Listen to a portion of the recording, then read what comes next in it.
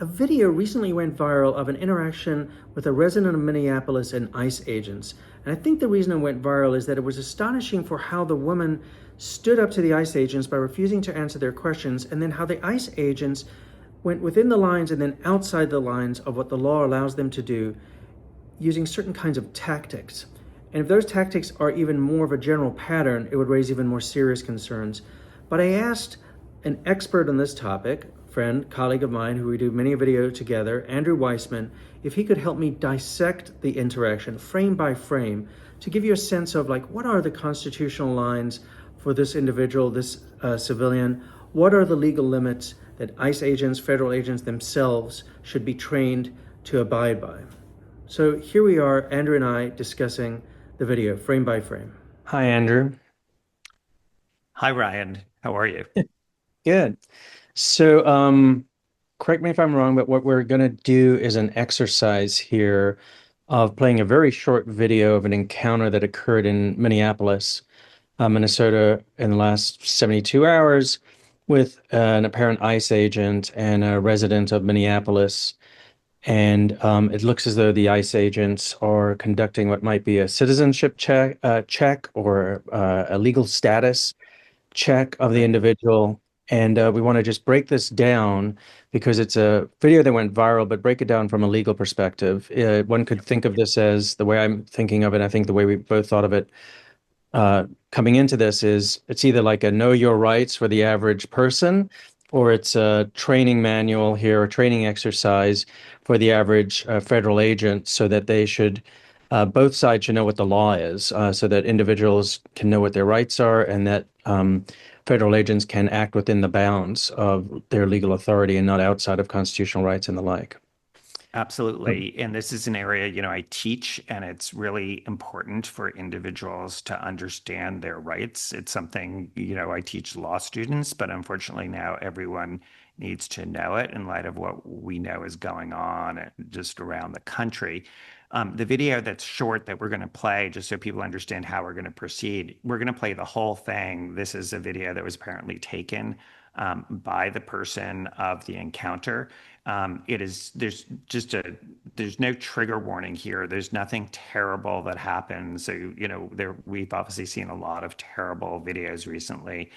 The person does leave, and so, they're not, there's no shooting, et cetera. So don't worry about that. We're then going to go back over it, and Ryan's going to ask me sort of about key parts of that explain both Fourth and Fifth Amendment rights that you have, and Fourth and Fifth Amendment rights that the agents are supposed to be honoring. So with that, let's go to the videotape. Great. Do you have an ID on you, ma'am? I don't need an ID to walk around in my city. This is my city. Okay, do you have some ID then, please? I don't need an If ID. not, we're going to put you in the vehicle and we're going to ID you. You can ID me. Huh? I am not going to take out. You take out your ID. You don't have an ID? I am not going to take out an ID. Hey man, it's I am gonna U.S. happen either citizen. way. I am U.S. citizen. All right, can we see an ID, please? I am U.S. citizen. I don't need to carry around an ID in my home. Well, this is my home. Where were you born? This is my home. Where were you born? Minneapolis is my home. Ma'am, we're doing an immigration check. We're doing a citizen check. This is where, and we're asking you where you were born. This is where I belong. This is my home. Ma'am, you can belong here, but where were you born? And I am not going to give you an ID. Then we're going to put you in the vehicle until we can ID you. I belong here. I should be walking around here free. I shouldn't be afraid in my life at this point. Ma'am, do you have an ID to give us? No. Yes, you're correct. You're making me a skirt. You're making me a Do you have an ID? This is my home. Ma'am, where were you born? I am U.S. citizen. I am U.S. citizen.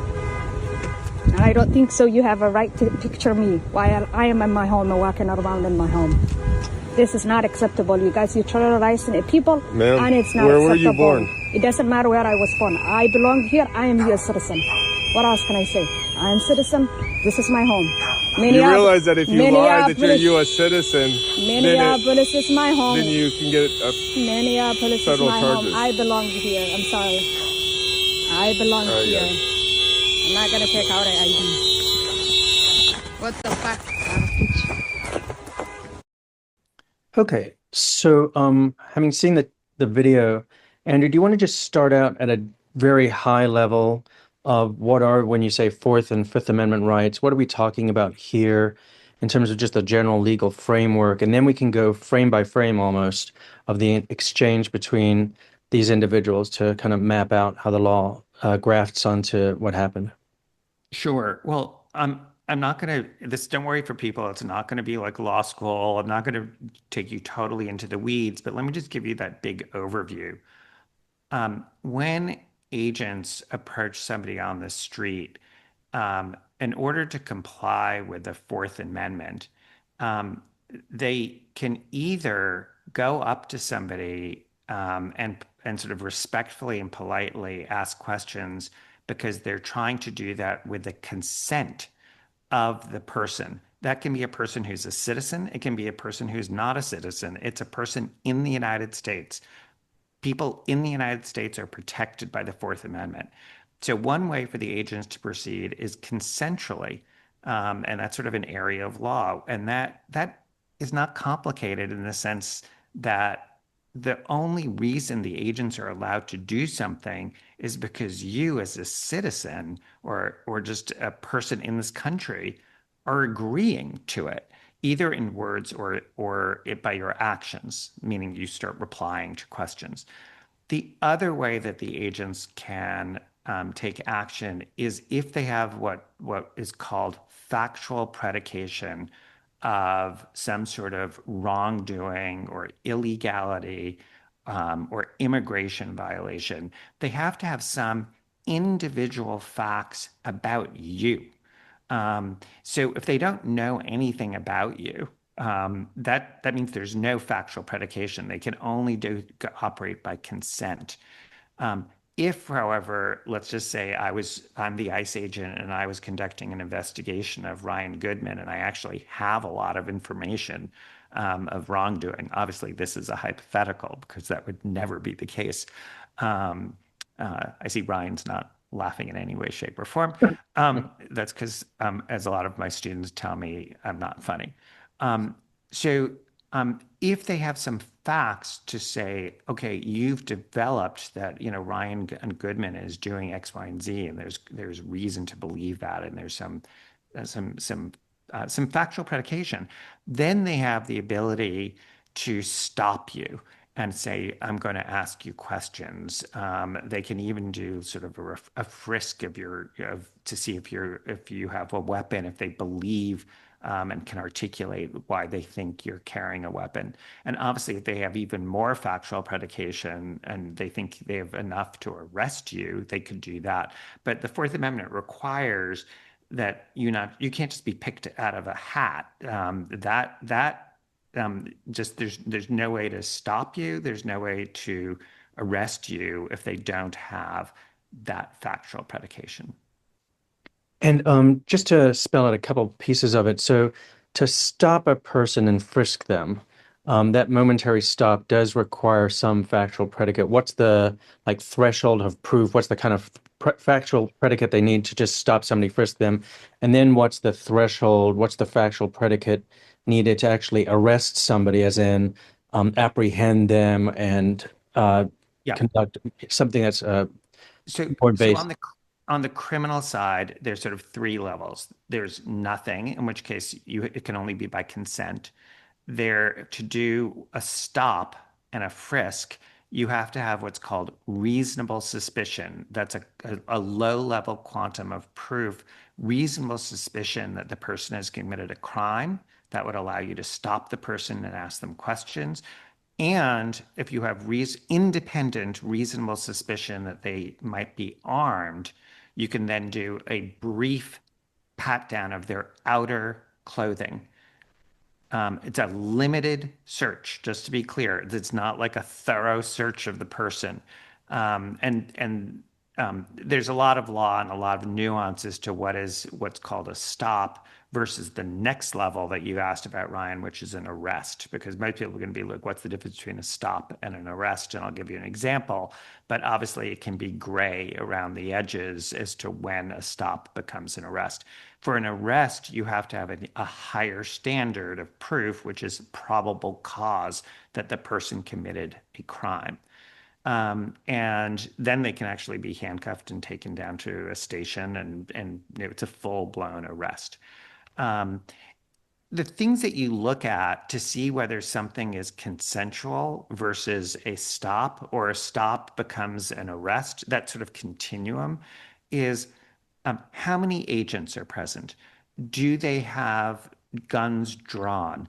What is the tone of voice in terms of how they're speaking to you?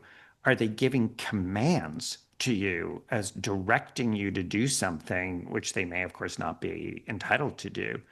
Um, are they physically touching you?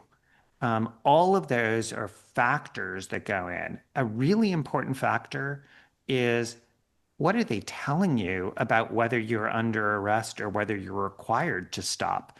Are they saying you are under arrest? Are they saying, you're not under arrest, but we'd like to ask you questions?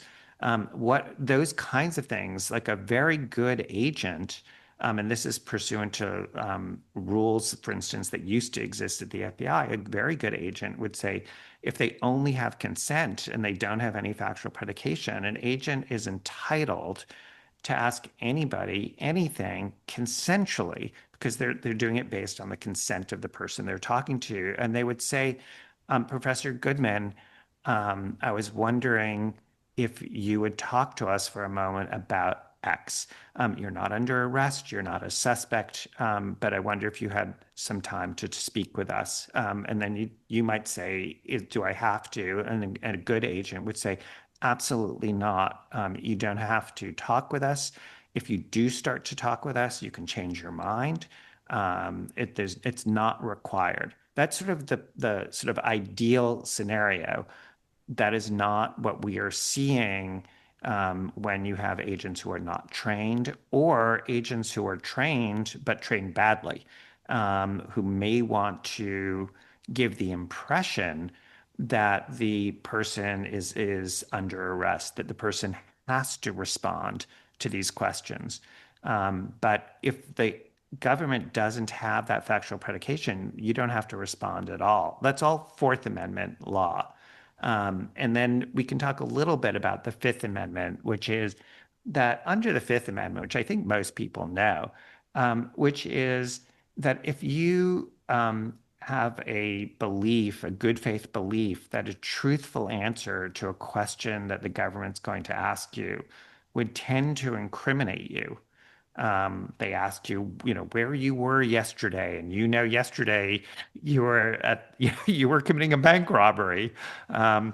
You can say, I'm refusing to answer that question based on the Fifth Amendment. You don't have to, there's not, you can do that. That's an absolute constitutional right. And again, that applies to everyone in this country. Some people have said, wait a second, this only applies to citizens. That's not the way it works.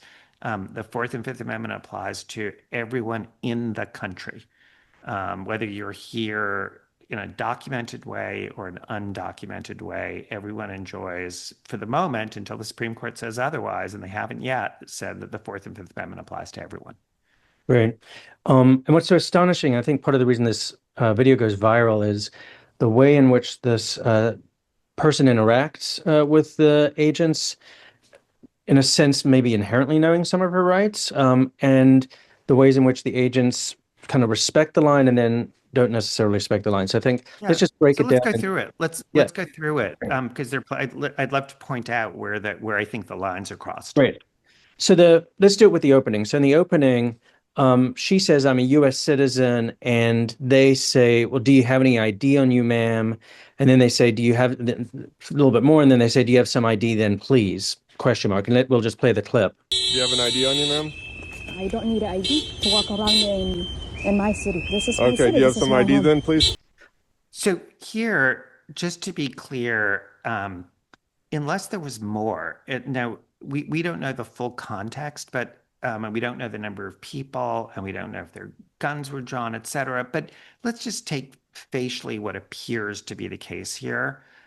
It may feel intimidating to the person, but the law doesn't require, and some people like me think it should, but the law doesn't require the agents to say, you don't have to answer. You don't have to tell the person their rights.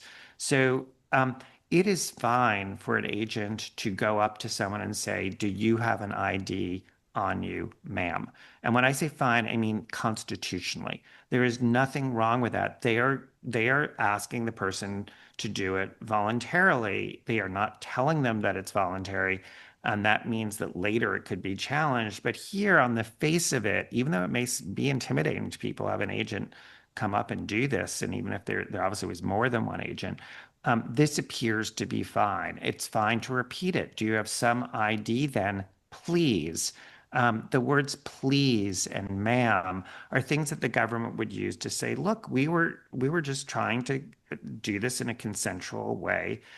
It's probably pretty clear they don't have factual predication for a stop or for an arrest, because I suspect if they did, they would have done it, given what happened here and given sort of, what ICE has been doing.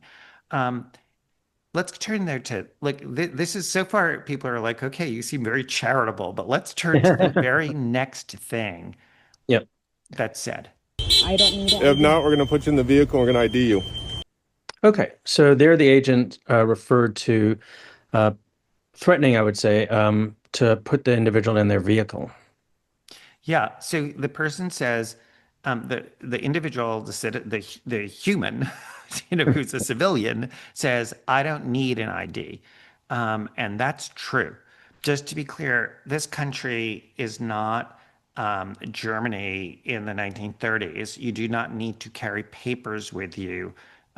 You are entitled to say, I don't need an ID. This person's like, I'm a citizen. I don't need an ID. Just to be clear, this person didn't even have to talk to them, right? That's like, it's fine to talk to them. I want to be clear. I'm not advising that you should or shouldn't. I'm just saying that as a matter of your rights, you don't have to talk to them. Here, the person did and said, I'm a citizen. It's my city. I'm entitled to walk around. I don't need an ID. That's all very good. But the person doesn't have to say any of that. But this is where there is a clear line crossed. We're going to put you in the vehicle. In order to do that, that is, at the very least, that is a physical stop, that they would physically take the person and move them into a vehicle. To do that, you would at very least need reasonable suspicion. You may need probable cause that the person you're talking to has committed a crime. You are not entitled to just say to someone, if you don't show me your ID, I'm putting you in the vehicle.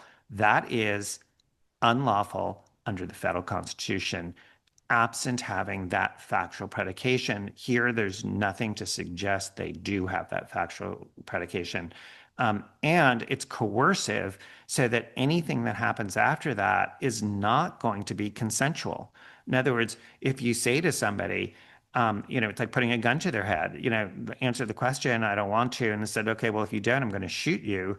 And you answer, that is not consensual. That's under duress. In the same way that if you say, we're going to put you in the vehicle, especially what's going on right now, you might be terrified of that prospect. And just to be clear, without factual predication, this is a constitutional violation that has been filmed by the civilian.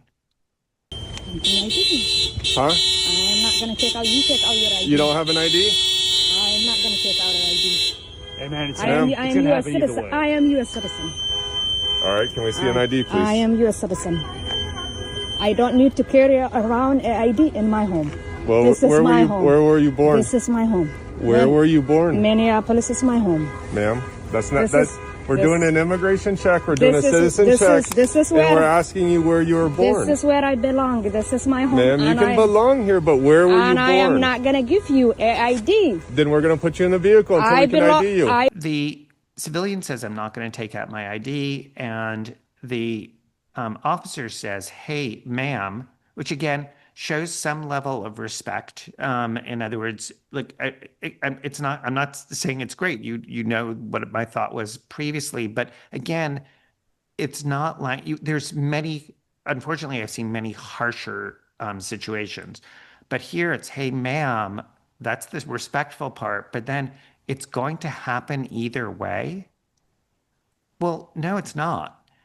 You're not allowed to say that. You're not allowed to say you're going to be giving that voluntarily or non-voluntarily. That vitiates, that gets rid of any consent. Remember, the only way the agents have a right to be doing this is because you are consenting.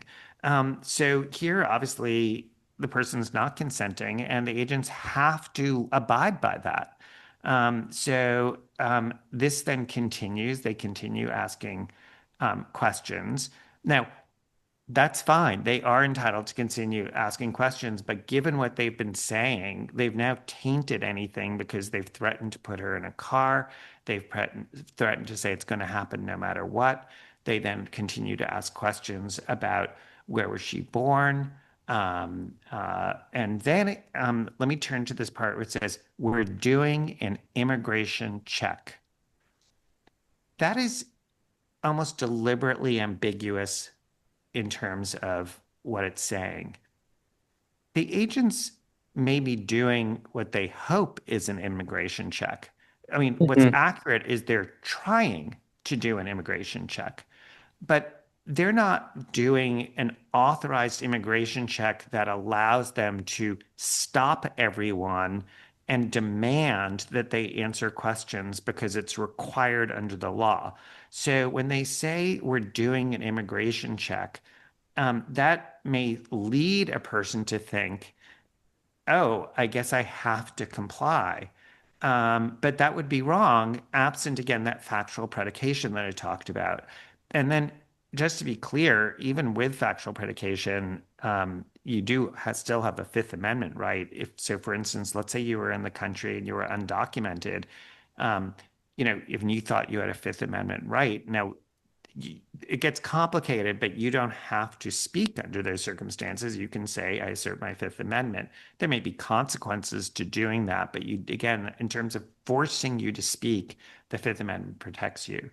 Right. And again, it goes on, and the agents, again, in my view, cross a line because they don't seem to have factual predication when they say, we're going to put you in the vehicle to make can ID you.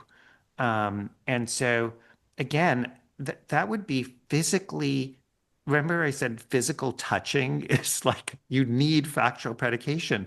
You can't just pick people up off the street and move them.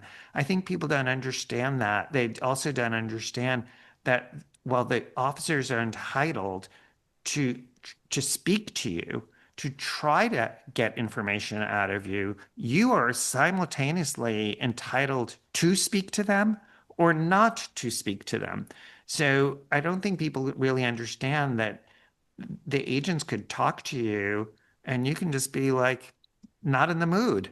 I don't want to. Or you could be like me. I tend to be, for various reasons, I tend to be like, what is your question and how can I help? People have different responses, but that's all an individual choice that you are entitled to make when the government is proceeding only based on your consent. So that's, again, I'm beating a dead horse, but I just want people to understand in that situation, you are the master of what's going to happen because the only basis, absent them having evidence of a crime, is you're consenting to it. So if you want to do something, you just articulate that, which is, I don't want to talk to you. I'm going to continue walking. I belong here. I should be walking around here free. I shouldn't be afraid in my life at this point. Ma'am, do you have an ID making to me give a us? skirt? No. Yes, you're correct. You making me a skirt. You making me a Do you panic. have an ID? This is my home. Ma'am, where were you born? I am U.S. citizen. I am U.S. citizen. And I don't think so you have a right to picture me while I am in my home and walking around in my home. This is not acceptable, you guys. You're terrorizing people, and it's not where acceptable. were you born? It doesn't matter where I was born. I belong here. I am U.S. citizen. What else can I say? I am citizen. This is my home. You realize that if you lie that you're a U.S. citizen, Minneapolis is my home. then you can get Minneapolis federal is my charges. home. I belong here. I'm sorry. I belong here. Yes. I'm not going to take out an ID. I do want to just focus at the very end. The agent does say, you realize that if you lie, that you're a US citizen, Minneapolis is my home, that you can get federal charges. Um, so the statement by the agent that if you are lying to me, you could face federal charges. I just, again, let's pretend that everything beforehand didn't happen. So we have just a clear illustration. Um, that is a correct statement of the law. It is a crime, even if you are not under oath, to make a material false statement. In other words, by material, I mean if you say my favorite color is blue, but your favorite color is green, that's immaterial. Like no one cares. I mean, you may care, but no one cares. And it is true, even though you're not under oath, that if you lie to a federal officer, it is true that you could face what are called false statement charges. Many people, I've prosecuted many cases like that. So an agent saying that, it may seem scary. It may be intended to intimidate. It may be intended just to inform you of what the consequences are, to impress on you that if you're choosing to speak, you should know the consequences. In many situations, usually when I was meeting with an agent and then I would be meeting with a witness and their counsel in a much different setting than the one we're seeing here, I would definitely go through their rights and their obligations, and I would tell them about if they were to lie. I'd say I have no reason to think you would. But I want to make sure that you understand not just your rights here, your Fifth Amendment rights, but your obligations. So the agent saying that you could face charges if you lie is actually a perfectly fine statement to make. It is one reason, though, that if people who are listening to this and are thinking about if they are confronted with agents, they really need to think about if they are going to speak. And again, I'm not advising you to speak or not to speak.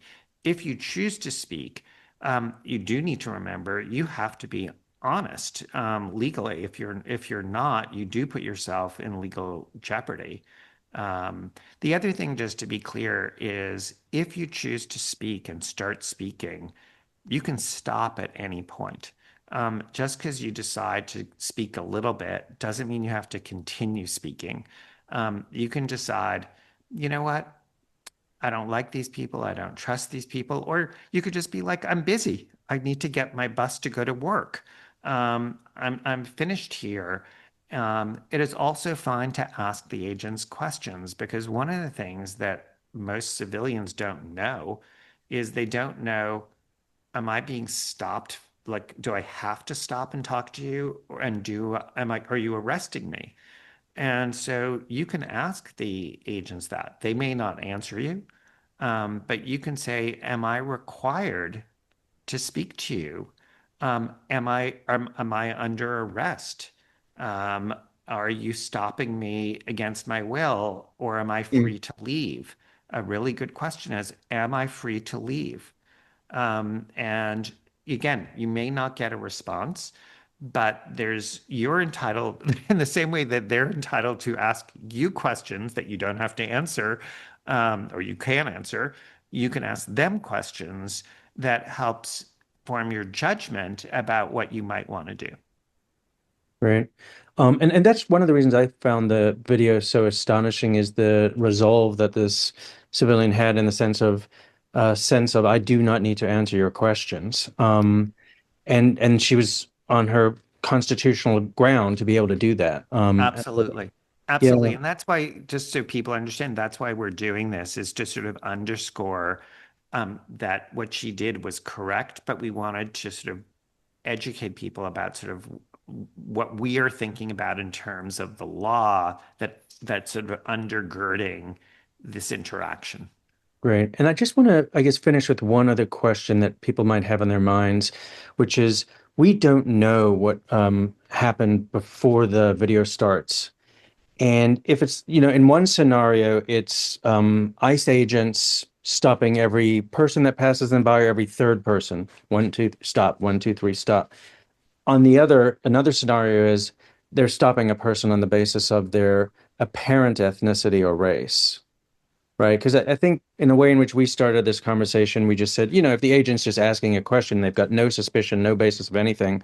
And I think somebody hearing that might think, well, wait a minute. Well, what if in the agent's calculus is they're saying, okay, that's a woman of color. I'm going to ask her. Right. Um, how, So yeah, yeah. So a lot of times the person, that's a lot of that may be something that's fleshed out and understood after the fact. A lot of what we're talking about is like what happens if someone suddenly comes up and starts doing this and you don't know what's going on. You don't know why they pulled you over, like why they're coming up to you. You may not know whether they're doing this based on race, whether they're doing it on every third person. You just don't, you may not yeah, know any of that. To be clear, to be clear, you cannot do the stops based on race. Period. The end. Like there's been a lot of Supreme Court cases that a lot of people disagree with, but that have broadened what the agents can do. You cannot do that. So it cannot be on what are called suspect classifications. It cannot be based on race, ethnicity, um, sex, all sorts of things that are sort of immutable characteristics. That cannot be the basis for pulling you over. Um, uh, if you have a sort of a roadblock situation where you're sort of stopping seemingly everyone, the court's going to be looking at a lot of factors to decide whether the police are entitled to do that. That is where it's harder for an individual to challenge that in an individual setting. Um, but there are a lot of very famous cases on this. But the thing that the court looks for in those cases is a non-criminal reason that the police are doing this, that they're not doing it to catch people in criminal conduct. And the second thing they look at, which is really important for the court, is they look to see that there are neutral reasons for why you, Ryan Goodman, are being selected. Meaning, as you said, is it every third person? So you just happen to be the third person. But it's not because of your race, ethnicity, gender. So they're looking for neutral reasons that go into that, so that the police don't have the discretion to harass people and single people out. But that's generally not what we're seeing in terms of this scenario. But it's true we don't know what happened beforehand. So, for instance, let me give you an example of what could have happened that could have tainted the whole thing, which is before this happened, the agents run up to this person and say, "Stop what you're doing. We're asking you questions and you need to answer them." So that at the very least is what's called a Terry stop. That she's been ordered to stop, to not move. That is a restriction on her liberty. That is why it's a Fourth Amendment event that has happened. That is a seizure under the Fourth Amendment. And just remember, a seizure can happen even without physical touching. If you're ordered to stop and you stop, that is a seizure under the Fourth Amendment. So there better be a good reason that the mhm, police have facts about you. They're not entitled to just tell you to just stop. You're free to. That's why this person was so right to, like, seemingly, because there's no factual predication that appears to say I'm free to do whatever I want.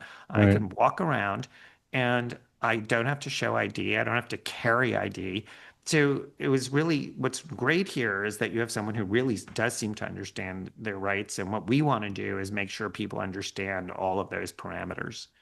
Great. And then let's just finish with one other point, which is it's not part of the verbal interaction, but we can see in the video, and we can play it once again, just this last part, where one of the agents seems to be coming up to her during the final closing part of the videoed interaction and is filming her with his camera.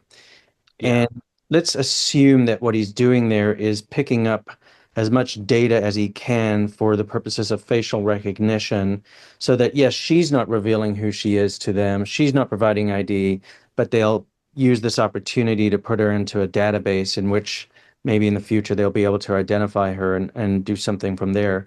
What about that, the obtaining of her facial recognition information?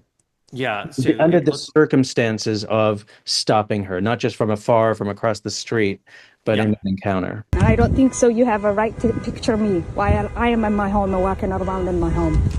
This is not acceptable. If there's been a violation beforehand, then she may have an argument to say that should be suppressed. And I want to, but she'd have to bring a motion, she'd have to bring a civil case, and it'd be complicated. Um, this is an evolving area of the law because of technology. The general rule had been for decades and decades, if you're walking down the street and anyone can see you and they can see your face and they can see your clothes, so you're sort of everything that's exposed to the public, then if the police do just what any civilian could do and they take a photo of you, that's fine. That had been the law, and even in the Supreme Court currently, that is the law. There are cases bubbling up because of things like license plate readers, where um, police officers and police departments scan license plates going through certain locations. And there have been challenges to that because you create these huge databases of information. And there's this issue of and the argument that privacy protective groups argue is, I may have exposed my face to civilians. I didn't expose my face to the government for the purposes of it being put in a permanent database where you are holding it, and creating that sort of net, that dragnet for the future is beyond the pale. This comes up within DNA, where the Supreme Court has dealt with the taking of DNA from prisoners when they're arrested, and was very, very troubled by that. And the idea that you would create this huge database of DNA of people so that you could delve into it in the future. So this is an evolving area, but for the current moment, that is not, if I were the person being stopped, if I was interested in advancing the law, I might talk to a lawyer later and talk about it. But in Right. terms of interacting with federal authorities, Yeah. this is an area would be very respectful because there is not clear law at all to support the proposition that this is a violation of law. Great. What the agents did here by taking the photo. Yeah. Great in terms of just a great public education to go through this with you. So thanks so much for doing this. And I think we'll probably have, unfortunately, other opportunities to do the same. Well, this is one where, given what happened in Minnesota, and that we're seeing billions with a B of dollars being spent on ICE, and it doesn't seem like the training, based on not just videos, but also decisions like the decision by Judge Beryl Howell in Washington, D.C., where she articulates how much ICE is violating the Fourth Amendment, that they don't when we started by talking about, you asked me the question about um, reasonable suspicion and probable cause. Well, one quick anecdote from her decision is ICE and DHS gets it wrong. they say we're allowed to do arrests of people just based on reasonable suspicion. That is the, I know this, most people who are not lawyers are going to think, well, that doesn't sound so egregious to me. But as a lawyer, that is the most egregious thing ever. An arrest has to be based on probable cause. It was so egregious that Justice Kavanaugh, on whom they said that DHS was saying, oh, that's who we're sort of relying on for Right. that proposition, he had to sort of issue a footnote saying, that's not what I said. Right. And so it's so useful to do this. I'm glad, frankly, Ryan, you had the idea to do it. I do agree with you that it's going to happen more because of what appears to be real lack of training, up to and including very, very senior people in these agencies who continued to articulate the wrong legal standard.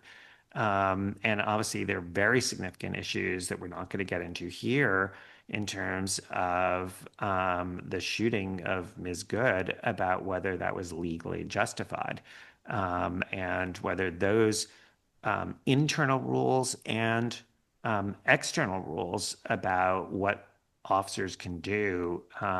That is maybe the final thing I will say, Ryan, which is that given what we have seen, it is useful to act respectfully because we have seen agents overreact. And you want to make sure that, well, they don't, they're agents who don't seem to be de-escalating. You have to be, nothing that we say here is trying to encourage people to put themselves in harm's way. Right. Right. Great. And there's so many other items that we might be able to discuss in future exchanges like this, including I think people are concerned about, it looks like agents who don't understand the rights of individuals to film them and their interactions and Absolutely. things like that. So great. Great to have this conversation with you, Andrew. Thank you, Ron.